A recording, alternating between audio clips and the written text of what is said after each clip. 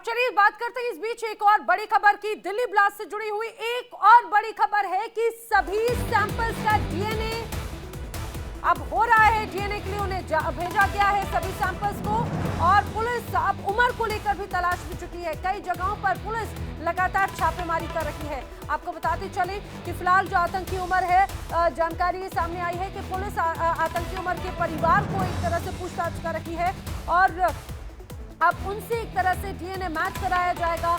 और अगर DNA match हो जाता है तो ये मान के चलिए कि ये जो पूरा ब्लास्ट है उसमें आतंकी उमर की भूमिका है। कई रिपोर्ट्स ये भी बड़ा दावा करती हैं कि जिस तरह से अलग अलग मॉड्यूल्स का यहाँ पे इस दौरान पता चला, खासतौर से हैंडलर्स की अगर बात करें तो उसमें ये भी स्पष्ट हो जाता है कि जिस रूप में बड़ी कार्रवाई खासतौर से हरियाणा में की गई थी उसमें एक आतंकी मॉड्यूल का खुलासा हुआ, लेकिन जो दूसरा आतंकी मॉड्यूल है यानी कि उमर, वो उसी फरीदाबाद आतंकी मॉड्यूल से कनेक्टेड था और उसके बाद में अब उसी ने ही इस पूरे हमले को अंजाम दिया। फिलहाल ये तस्वीरें देखते चलिए। जैसा कि हमने आपको बताया कि अभी हाल ही में घटना स्थल पर पहुंची है एनएसजी की टीम, फॉरेंसिक की टीम और तमाम जांच एजेंसीज लगातार यहां से एक बार फिर से सैंपल इकट्ठा करने के लिए पहुंची हैं, क्योंकि जिस दौरान ये पूरा धमाका हुआ, गाड़ी के परखच्चे हो या फिर यहां पर मौजूद लोग वो भी पूरी तरह से इससे प्रभावित हुए थे। किस तरह से इस धमाके को अंजाम दिया गया, आखिर इस धमाके में किस तरह के ये कहा जाए कि बारूद का इस्तेमाल किया गया था, कौन कौन इस पूरे धमाके में शामिल है, इन सारे एंगल्स पे जांच की जा रही है।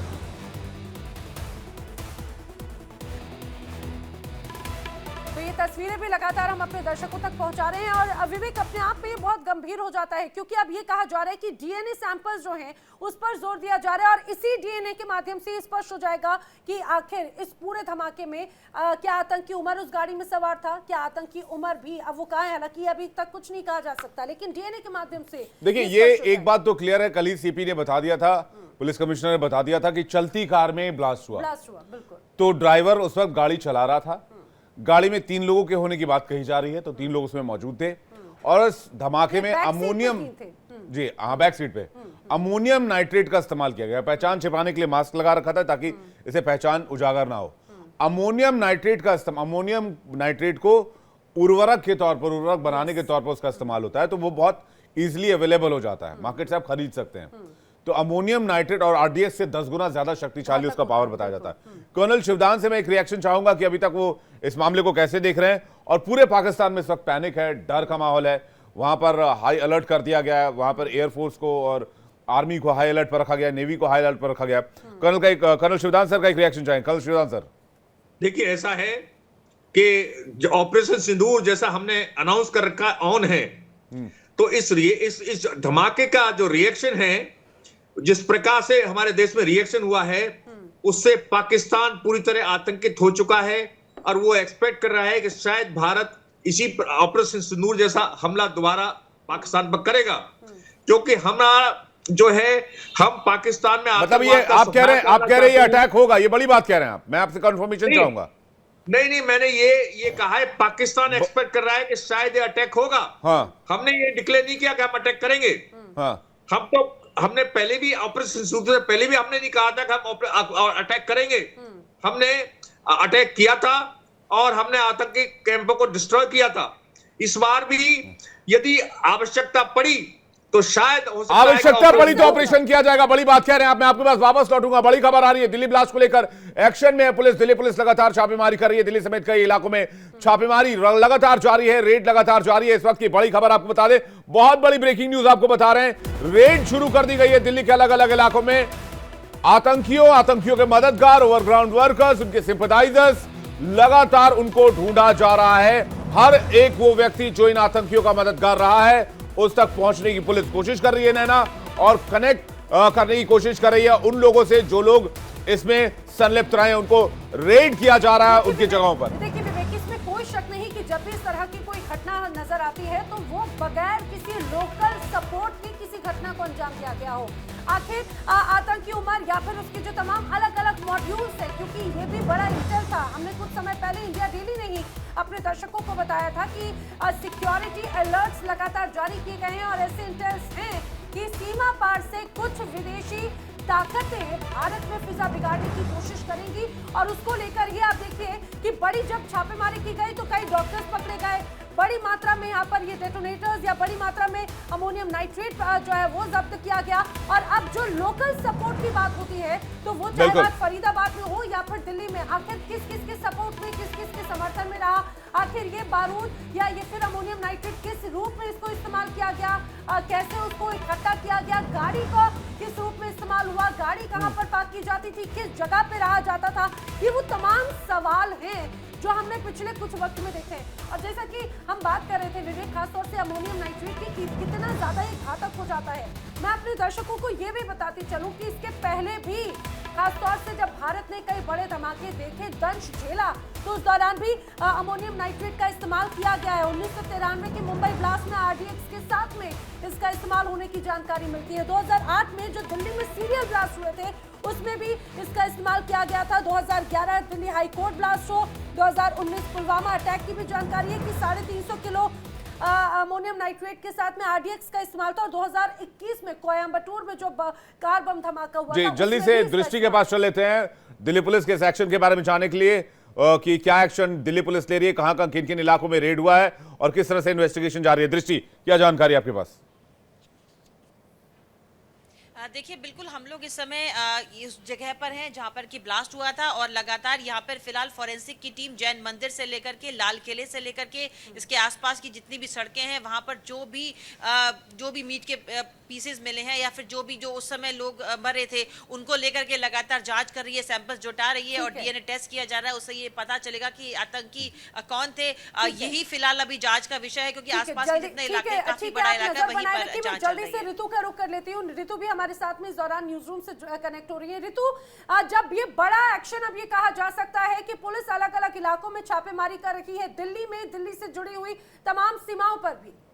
बिल्कुल नैना, आपने ठीक कहा है। और ऐसे में सुबह ही जब ये खबर सामने आई थी कि दोबारा से एफएसएल की टीम जो है वहां पहुंची थी और पुलिस की तरफ से जो अधिकारी वहां पे पहुंचे थे, जो बता रहे थे, जानकारी दे रहे थे, उन्होंने ये भी कहा था कि कहीं ना कहीं जो एफएसएल की टीम मेंबर्स है they are tracing the evidences, यानी कि जो वहां पर जो संवेदनशील चीजें हैं, जो एविडेंस है, जो प्रूफ्स है, उन्हीं के आधार पर अब इन लेयर्स को खंगाला जाएगा। ये जो परतें हैं खुलेंगी और यही परतें हैं वो ही कहीं ना कहीं उजागर करेंगी कि इसके पीछे का आका कौन है, कौन था वो मास्टरमाइंड जिसने शुरुआत की, जिसने प्लान किया। और सवाल ये भी कि रेकी क्या की गई थी, क्या पहले से खंगाला गया था इस इलाके में, क्या पहले से जानकारी एकत्र की गई थी कि कितनी भीड़ यहां पर होती है, संडे का दिन चूज किया गया। और सवाल ये भी थ्योरी के हिसाब से उठाया जा रहा है कि फरीदाबाद मॉड्यूल और पुलवामा मॉड्यूल दोनों क्या एक ही में तो नहीं शामिल है। और इसके साथ साथ 2900 कहा जा रहा है, जिस तरीके से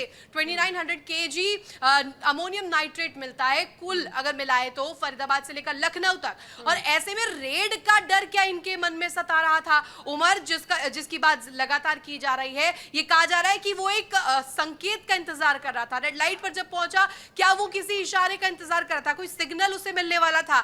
ऐसी तमाम वो सवाल है जिन पर से अब पर्दा हटेगा और धमाके से जो दहशत दिल्ली में है, इसके बाद अलर्ट सिर्फ दिल्ली में नहीं, उत्तर प्रदेश और तमाम राज्यों में भी है। ठीक है, जम्मू से हमारे साथ में रमन सैनी भी लगातार बने हुए हैं। रमन का भी हम रुख करते चले, अपने दर्शकों को ये भी बताते चले कि जैसी बड़ी कार्रवाई दिल्ली में नजर आती है, इसी तरह का एक बड़ा एक्शन जम्मू कश्मीर में भी हो रहा नजर आता है। जी रमन, जरा अपडेट दीजिएगा। और उमर, आतंकी उमर से रिलेटेड भी हम जानकारी प्राप्त करें, लेकिन उसके पहले एक और बड़ी खबर बताते, दिल्ली ब्लास्ट से जुड़ी हुई ब्लास्ट वाली कार की अब आरसी सामने आ गई है। गाड़ी का नंबर, जैसा मैं आपको बताया था कि हरियाणा नंबर की रजिस्टर्ड ये गाड़ी है, उसकी भी जानकारी अब सामने आई है।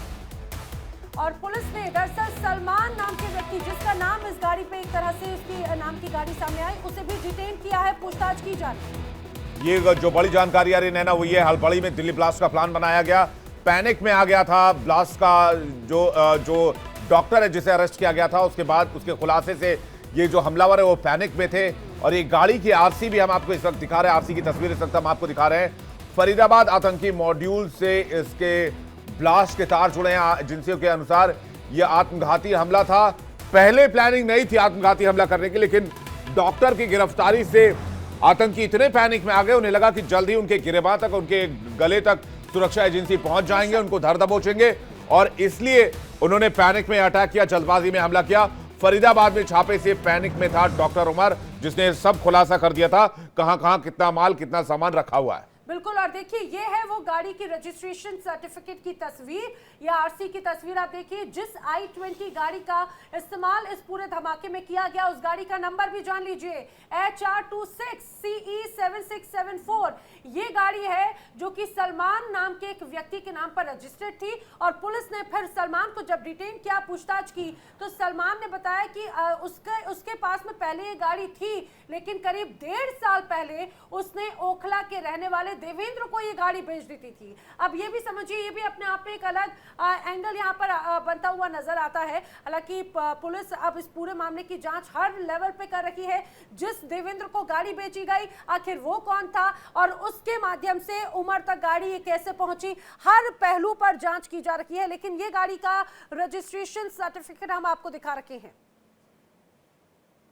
तो ये एक्सक्लूसिव तस्वीर हम अपने दर्शकों को दिखा रखे हैं। यही ये आरसी की तस्वीर एक तरह से सामने आई है, जिस गाड़ी का इस्तेमाल i20 का इस्तेमाल किया गया था। और मैं आपको बताती चलूं कि इस दौरान कई और बड़ी बातें भी एक एक करके सामने आ रही हैं। ये स्पष्ट हो जाता है, सुरक्षा बल भी लगातार बता रहे हैं कि जैसे ही इंटेल्स मिले, उसके बाद में एक एक करके जब शिकंजा कसना शुरू हुआ, तो डॉक्टर ने भी एक तरह से वो भी ये जो पूरे हमले को अंजाम दिया गया, वो हड़बड़ी में हमले को अंजाम दिया गया। उन्हें डर था कि जिस रूप में गिरफ्तारियां हो रही हैं और ये जिस तरह से अमोनियम नाइट्रेट की बड़ी खेप पकड़ी जा रही है, और सिर्फ फरीदाबाद नहीं, फरीदाबाद, दिल्ली, लखनऊ, हर जगह पर बड़ी कार्रवाई की जा रही है, इवन जम्मू कश्मीर तक। तो अपने आप में ये उसको कहीं ना कहीं अंदेशा था कि उमर भी ये जानता था कि उसकी भी अब दिन लद रहे हैं, जल्द ही उस तक भी टीम पहुंच जाएगी, और इसी वजह से आनन फानन में इस हमले को प्लान किया गया। गाड़ी का इस्तेमाल, जिस गाड़ी का इस्तेमाल किया, मोहम्मद सलमान के नाम से ये गाड़ी थी।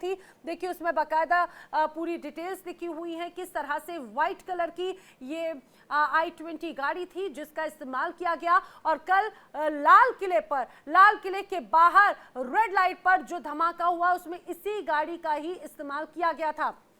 प्रत्यक्षदर्शी ने सबसे पहले बता दिया था इंडिया डेली पर कि किस रूप में यहाँ पर जो नंबर प्लेट थी वो हरियाणा के नंबर से रजिस्टर्ड गाड़ी थी। हालांकि उसके बाद से ये लगातार जांच की जा रही थी, और आज एक बार फिर से सुबह यहाँ पर फॉरेंसिक टीम मौके पर पहुंची, तमाम जांच एजेंसीज पहुंची हैं।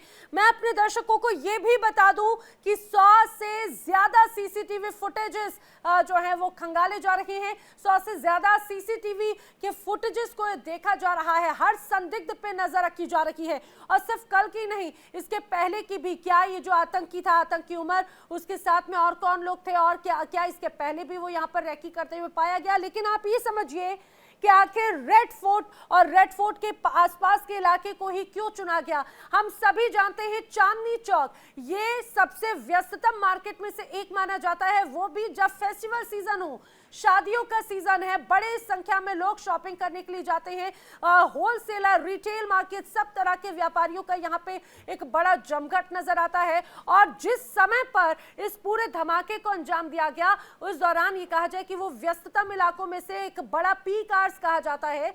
यहाँ पर बड़ी संख्या में लोग इसी रास्ते से गुजरते हैं, और जिस जगह पर ये पूरी रेड लाइट है, वहां पर कुछ सेकंड नहीं बल्कि काफी देर तक लोगों को रुकना पड़ता है ट्रैफिक की वजह से। और उसी जगह पर धीमी गति के साथ में गाड़ी आती है, और उसके बाद में उसमें एक जोरदार धमाका हो जाता है।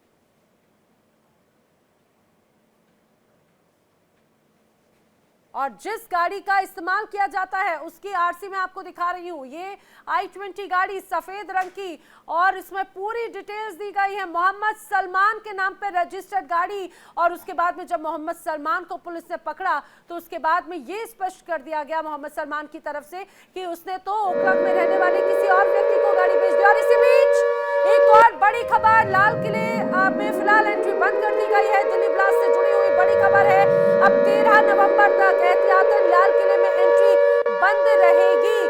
बड़ी जानकारी जान लीजिए। बड़ी खबर यह है कि दिल्ली ब्लास्ट के बाद लाल किले में एंट्री बंद कर दी गई, और जिस समय ये पूरा धमाका हुआ, सोमवार को दरअसल लाल किला बंद रहता है। और जिस दौरान ये बड़ा धमाका हुआ, मान लीजिए कि अगर उस दौरान यहाँ पर लोगों की भीड़ होती और ये सोमवार की जगह किसी और दिन होता तो बैरिकेड्स के आसपास भी जो बड़ी संख्या में लोग दूर से लाल किले को निहारने के लिए, देखने के लिए, तस्वीरें खींचने के लिए खड़े होते हैं, वो भी अपने आप में बहुत बड़ा धमाका होता। लेकिन फिलहाल देखिए लाल किले की एंट्री कुछ दिनों के लिए बंद कर दी गई है। अगर आप दिल्ली में आने वाले हैं और आपका लाल किला जाने का अगर प्लान था तो ये खबर आप जरा गंभीरता से समझिए। अभी काफी सेंसिटिव एरिया है पूरा, उसको पूरे इलाके को कॉर्डन ऑफ कर दिया गया है। हर स्थिति को ध्यान में रखा जा रहा है, सारे एहतियाती कदम उठाए जा रहे हैं।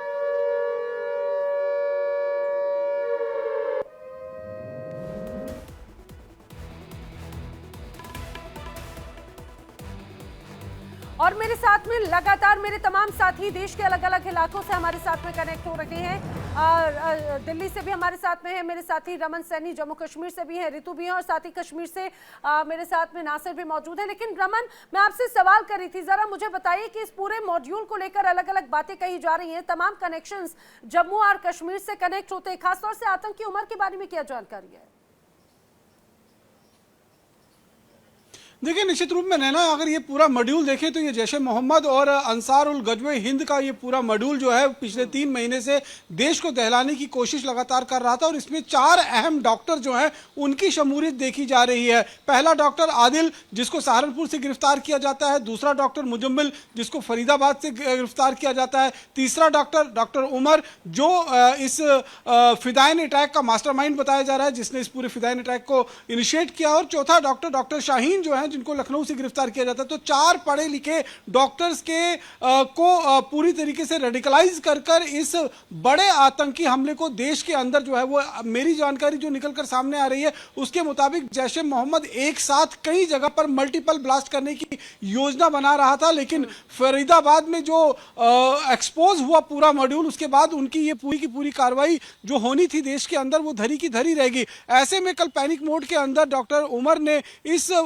जो लाल किले के पास में I-20 गाड़ी के माध्यम से जो ब्लास्ट करवाया है, उसको एक पैनिक मोड के अंदर जो है आनन फानन में, जल्दबाजी में अपने हमले को इनिशिएट करने के लिए जो है वो कहीं ना कहीं किया गया। और जो जानकारी निकलकर सामने आ रही है कि किस तरीके से जब बदरपुर के इलाके से गाड़ी एंटर होती है, एंटर होकर लाल किले के पास पहुंचती है, तो लाल किले में सुनहरी मस्जिद पार्किंग में करीबन 3 घंटे तक वो गाड़ी वहां पर खड़ी रहती है। 3:19 से लेकर 6:48 तक ये गाड़ी सुनहरी मस्जिद की पार्किंग में खड़ी रहती है, और उसके बाद 6:48 पर ये गाड़ी वहां से निकलती है। और जैसे ही लाल किला और चांदनी चौक के बीच में जो रेड लाइट है वहां पर पहुंचती है, तो 6:52 पर ये ब्लास्ट हो जाता है। अब इस गाड़ी के अंदर 2 से 3 लोग जो है वो बैठे हुए बताए जा रहे हैं, जिसमें डॉक्टर उमर का भी नाम जो है वो निकलकर सामने आ रहा है, क्योंकि ब्लास्ट के बाद वहां पर उस गाड़ी के अंदर जितने लोग भी थे वो सारे के सारे मारे गए, और उनकी हालत जलने की वजह से इतनी ज्यादा बुरी हो गई कि कोई पहचान में नहीं आ रहा है। अब ऐसे में डीएनए टेस्ट करवाया जा रहा है, और क्योंकि मुजम्मिल जो है वो भी पुलवामा का रहने वाला है, और दूसरी तरफ अगर हम देखें तो जो डॉक्टर उमर है ये भी पुलवामा का रहने वाला है। तो पुलवामा से अभी तक 3 लोगों को गिरफ्तार किया गया है, इन तीनों से लगातार पूछताछ की जा रही है। साथ ही साथ में डॉक्टर उमर की मदर से भी पूछताछ की जा रही है, उनका डीएनए सैंपल वहां से लिया गया है, और उसके डीएनए सैंपल से जो शव वहां पर मिले हैं उनके डीएनए सैंपल से मिलान करवाया जाएगा, और उसके बाद ये पता चल पाएगा कि कार के अंदर उस समय डॉक्टर उमर मौजूद था या नहीं था, क्योंकि जो भी शव वहां पर मिल रहे हैं उनकी हालत इतनी क्षत-विक्षत हो चुकी है, इतनी तरीके से जल चुके हैं कि वो पहचान में नहीं आ रहे हैं, और मात्र डीएनए का ही एक माध्यम जो है वो रहेगा जिसकी वजह से आप उसकी पहचान कर सकते हैं। तो एक बहुत बड़ा हमला जो देश के अंदर जैश ए मोहम्मद का मॉड्यूल करवाना चाहता था, जिस तरीके से ऑपरेशन सिंदूर में हम ये कह सकते हैं कि अजहर मसूद को जो एक बड़ी चोट मिली थी मरकज़े सुबहान अल्लाह पर, जो प्रिसाइज अटैक भारतीय वायुसेना की तरफ से किया गया था, उसमें उसी के फैमिली के 14 लोगों की मौत हो गई थी, और उसके बाद हमने देखा था कि किस तरीके से रोता बिलखता हुआ वो नजर आ रहा था, और उसके बाद ही उसने कहीं ना कहीं बदला लेने की ये ठान ली थी। और पिछले कुछ समय से अगर हम देखें तो लगातार इस बात को लेकर इंटेलिजेंस इनपुट लगातार मिल रहे थे कि लश्कर और जैश दोनों मिलकर देश के अंदर, न केवल कश्मीर घाटी के अंदर बल्कि पूरे देश के अंदर कहीं ना कहीं बड़ी आतंकी वारदात को अंजाम देने की कोशिश कर रहे थे। और जिस तरीके से 2900 किलो के आसपास में आईडी बनाने का जो मटेरियल बरामद हुआ है, जिसमें 360 अमीनियम नाइट्रेट, रमन जो बात आप कह रहे हैं उससे जुड़ी एक बहुत बड़ी खबर, रमन जो बात आप कह रहे हैं रमन, उससे जुड़ी बहुत बड़ी खबर बता दें दर्शकों को, इस वक्त बहुत बड़ी जानकारी मिल रही है। दिल्ली बम धमाके और पाकिस्तान कनेक्शन सामने आया है। डॉक्टर शाहीन भी दिल्ली बम धमाके में शामिल है। जैश महिला विंग की हेड है डॉक्टर शाहीन। आपको बता दें कि आतंकी मसूद अजहर की बहन है डॉक्टर शाहीन, ये इस वक्त की जानकारी मिल रही है। और जैश अल मोमिनात इसके संगठन का नाम है, जो महिला विंग संगठन है जैश मोहम्मद के महिला विंग का। और कहा जा रहा है कि महिला विंग जो है उस सक्रियता उसकी हो सकती है, क्योंकि जिस तरह से मसूद अजहर का पूरा परिवार मारा गया था, उसके बाद से ही मसूद अजहर बदले की आग में जल रहा था और लगातार वो बदला लेने की फिराक में था। और विवेक, इसी बात की तो आशंका जताई जा रही थी बार बार कि दिल्ली में जो आतंकी साजिश रची गई उसमें पाकिस्तान का जिक्र है, पाकिस्तान का हाथ होगा, क्योंकि बार बार जो आतंकी मॉड्यूल्स हैं, जो आतंकियों का कनेक्शन सामने आया, विदेशी हैंडलर से संपर्क में थे। विदेशी हैंडलर्स कौन? आप समझिए पाकिस्तान का। और सबसे महत्वपूर्ण बात यह, आतंकी मसूद अजहर की बहन, आतंकी मसूद अजहर की बहन, ये मसूद अजहर का एक तरह से बौखलाहट, उसकी खुन्नसी है, क्योंकि भारत की तरफ से ऑपरेशन सिंदूर में जिस तरह से मरकज पर अटैक हुआ और उसमें आतंकियों के निशाना ठिकानों को टारगेट किया गया, उसमें आतंकी मसूद अजहर का पूरा परिवार नष्ट हो गया। वो रोते बिलखते कह रहा था, इससे अच्छा तो अल्लाह मुझे भी उठा लेता। देखिए, ये उसी का ही एक तरह से ये खौफ उसके मन में इस तरह से कि उसको बदले की भावना थी। अब उसने अपनी बहन को एक तरह से हथियार बनाया। जी बिल्कुल सही आप कह रहे हैं। और पाकिस्तान से जो कनेक्शन है वो छोड़ते हुए नजर आ रहे हैं। और ये तस्वीर आप देख रहे हैं कि जो पीड़ित परिवार है, शोक संतप्त परिवार है, दुख की इस घड़ी में इन लोगों के साथ पूरा देश खड़ा है। 140 करोड़ देशवासी खड़े हैं शोक संतप्त परिवार के साथ। ये रोते बिलखते लोग जो दिल्ली बम धमाके के शिकार हुए, दो तस्वीरें आपके सामने। लाल किले पर चौकसी बढ़ा दी गई है, सुरक्षा बढ़ा दी गई है, चप्पे चप्पे पर चेकिंग की जा रही है, मुस्तैदी बढ़ा दी गई है। और दूसरी तरफ चीख पुकार इस आतंकी हमले के बाद जो इस वक्त सुनाई दे रही है।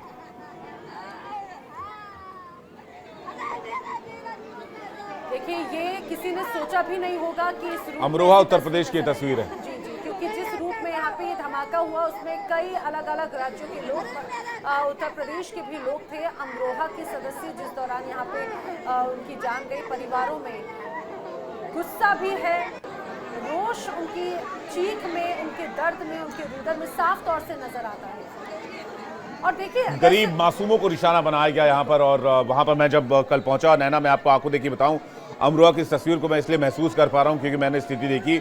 जो बॉम्ब ब्लास्ट हुआ उसके आसपास में जितने भी लोग थे उनके तो चीथड़े उड़ गए, वहां पर कोई कुछ नहीं मिला। उसके ठीक बगल में एक पेडेस्ट्रियन है, यानी कि पैदल चलने के लिए जो रास्ता होता है, वहां पर गरीब जो है हमारे भाई, मजदूर भाई, वो वहां पर रेड़ी पटरी लगाते थे। और वहां पर कोई पकौड़ी की दुकान खोले हुए, कोई पानी की दुकान खोले हुए, कोई अंडे की दुकान खोले हुए, कोई पानी पूरी की दुकान खोले हुए, वो सारा सामान रोड पर ऐसे ही बिखरा पड़ा हुआ था। और वो सारी दुकानें एज इट इज थी वैसे ही वहां पर मौजूद थी। और वहां से उन लोगों को जो घायल हो गए उनको फौरन LNJP ले जाया गया था। तो तस्वीर जो वहां की थी वो तस्वीर बताती है कि आज ये जो यूपी अमरोहा की तस्वीर जो हम देख रहे हैं उसकी वजह क्या है।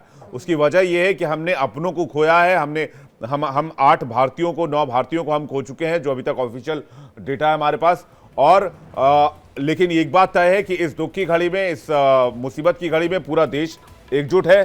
सारे देशवासी शोक संतप्त परिवार के साथ खड़े हैं। बिल्कुल, आप बता रहे हैं विवेक, तो मेरे रोंगटे खड़े हो रहे हैं कि किस रूप में वहां पे लोगों के शव शत विक्षत स्थिति में थे, लोगों के शरीर के हिस्से इधर उधर थे, जिन्होंने, देखिए कितनी उम्मीदों के साथ में कोई अपना घर परिवार छोड़कर जाता है रोजी रोटी कमाने के लिए। और अमरोहा से ऐसे ही ये लोग यहाँ पर पहुंचे हुए थे जो कल इस हादसे, इस बड़े धमाके में मारे गए हैं। अपने दर्शकों को हम ये भी बताते चले, खासतौर से क्योंकि विवेक, अभी का ये जो पूरा वक्त है ये फेस्टिवल का टाइम होता है। खासतौर से अगर हम चांदनी चौक की बात करें, जिस इलाके में कल ये बड़ा धमाका हुआ, रेड फोर्ट के सामने, लाल किले के सामने, पूरा मार्केट का एरिया है। लोग अपनी शादी की तैयारियों में, अपनों के तैयारियों में एक तरह से नजर आते हैं, खुशी मनाने के लिए। देखिए वाह, वो पूरा इलाका कैसे गमगीन है, वो तस्वीरें भी हम देख रहे हैं। सुरक्षा बल बड़ी संख्या में यहाँ पर जरूर तैनात किए जा चुके हैं। ऋतु भी हमारे साथ में मौजूद है, दृष्टि भी मौजूद है, हमारे साथ में नासिर भी मौजूद है, रमन सैनी भी मौजूद है। जल्दी से एक बार मैं दृष्टि का रुख कर लेती हूँ। न्यूज दृष्टि लगातार बैठक भी की जा रही है और लगातार अपडेट सामने आ रही है। ये भी जानकारी है कि जिस जगह पर आतंकी उमर था, अब उस कॉलेज में भी टीम पहुंची है जांच करने के लिए, अल फलाह कॉलेज। देखिए बिल्कुल, और वो एक एमबीबीएस डॉक्टर था, उसकी पूरी डिग्री है और किस बैच का था, वो उन सबको देखने के लिए, पुकारने के लिए, सबको समझने के लिए टीम वहां पहुंची हुई है और लगातार ये जांच चल रही है कि वो जो डॉक्टर था वो किस तरह उसके तार आतंकी संगठनों से जुड़े हुए थे। मैं आपको बता दूं कि लाल किले के धमाके के जांच के सिलसिले में जो फरीदाबाद पुलिस है उसने भी एक बड़ा सर्च ऑपरेशन शुरू कर दिया है और फतेहपुर, तगा और अल फलाह कॉलेज में 1000 से ज्यादा अधिक पुलिसकर्मी तलाश अभियान में जुटे हुए हैं और इसके अलावा कई पुलिस की और रिजर्व बल की टीमें भी जुटी हुई हैं। और दूसरी तरफ जहां गृह मंत्री अमित शाह के यहाँ जो मीटिंग चल रही है उसमें मैं बता दूं कि कश्मीर के डीजीपी भी वर्चुअल जुड़े हुए हैं। इसके साथ ही उच्च स्तरीय बैठक है, इसमें आईबी प्रमुख, गृह सचिव, दिल्ली पुलिस आयुक्त और इसके अलावा एनआईडी डीजी भी शामिल होंगे। सुरक्षा इंतजामों की जानकारी उनको दी जा रही है इस समय और बहुत जल्द खुलासा होने वाला है कि किस तरह की जांच अभी चल रही है। और देखिए लगातार फॉरेंसिक की टीम अभी भी मौके पर है, रात का ये ब्लास्ट है और अभी तभी भी लगातार जांच के काम चल रहा है और जितने भी शव जो मिले हैं उनके फिलहाल डीएनए सैंपल्स कलेक्ट करने की इसमें बात चल रही है और जो कार के परखच्चे है उनके सैंपल्स को कलेक्ट करने की बात चल रही है। उसके बाद ही ये इंपॉर्टेंट चीज निकल करके सामने आएगी। हालांकि इसके तार जो है वो पाकिस्तान से सीधे सीधे जुड़े हुए दिखाई दे रहे हैं। जी बिल्कुल, और अल फलाह यूनिवर्सिटी में रेड पड़ी है जहां पर डॉक्टर उमर पढ़ाता था, वहां पर रेड की कार्रवाई चल रही है और वहां पर सबूत जो है वो खंगालने की कोशिश की जा रही है। जल्दी से नासिर के पास चलते हैं, कश्मीर से क्या अपडेट, उसके बाद चलेंगे न्यूज रूम से रितु हमारे साथ लगातार बने हुए हैं और फिर चलेंगे रमन के पास। नासिर, कश्मीर से क्या अपडेट, क्योंकि दिल्ली में तो ताबड़तोड़ रेड जारी है, इन्वेस्टिगेशन जारी है, कश्मीर से भी जानकारी मिल रही है, वहां पर भी छापे चल रहे हैं और इन्वेस्टिगेशन वहां पर भी चल रही है और वहां पर भी कुछ लोगों को डिटेन किया गया है। जी बिल्कुल विवेक, बिल्कुल ये सही बात है कि कश्मीर में भी छापेमारी जो है कई दिनों से चल रही है, लेकिन कल जब उमर का नाम है, मुजम्मिल का नाम है, तब दक्षिणी कश्मीर के कोने कोने से जो है छापेमारी हुई, कई सारे लोगों को जो है डिटेन किया गया, क्वेश्चनिंग के लिए बुलाया गया।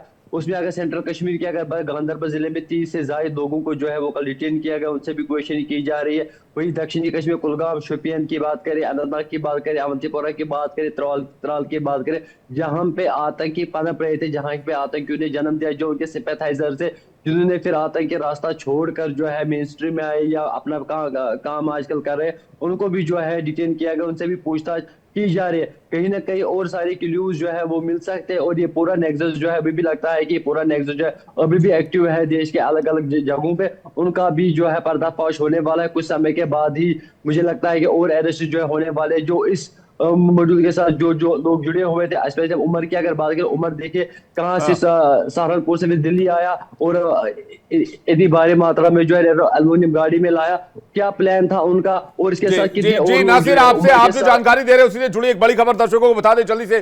दिल्ली ब्लास्ट को लेकर एक्शन लगातार जारी है। दिल्ली ब्लास्ट को लेकर दिल्ली से कश्मीर तक एक्शन हो रहा है। कश्मीर में कई जगहों पर तलाशी अभियान, सर्च ऑपरेशन जारी है। सुरक्षा एजेंसियों ने सर्च ऑपरेशन कश्मीर में भी लॉन्च कर दिया है। कई जगहों पर रेड मारी गई है, कई सिंपैथाइजर्स और ग्राउंड वर्कर्स को ढूंढने की कोशिश की जा रही है। जिन लोगों ने डॉक्टर की मदद की, जिन लोगों ने इन आतंकियों की मदद की, उनको ढूंढा जा रहा है। सुरक्षा एजेंसियां दिल्ली से लेकर कश्मीर तक ताबड़तोड़ रेड मार रही हैं, ताबड़तोड़ एक्शन ले रही हैं और किसी भी आतंकी सिंपैथाइजर्स को, उनको ओवर ग्राउंडर्स को बख्शा नहीं जाएगा। उन तक, उनके गिरेबान तक पहुंचने की कोशिश की जा रही है। बिल्कुल, और ये अपने आप में बड़ा एक्शन, ये अपने आप में बताते चले कि जिस रूप में ना सिर्फ आतंकी जिनके बारे में जानकारी मिली, उनके करीबी, उनके अपने, उनके परिवारजन, बल्कि अब ये हर एक्शन को पूरा देखा जा रहा है